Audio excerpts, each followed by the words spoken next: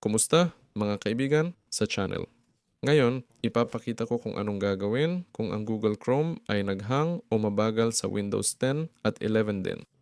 Buksan ang Chrome, i-click ang tatlong tuldok, Settings, System at i-off ang slider para sa graphics acceleration.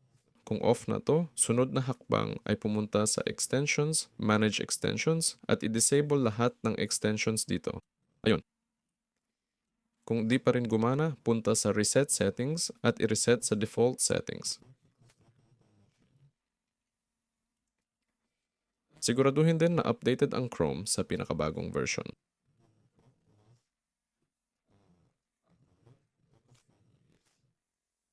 Para gawin ito, i-click ang tatlong tuldok, Settings, About Chrome.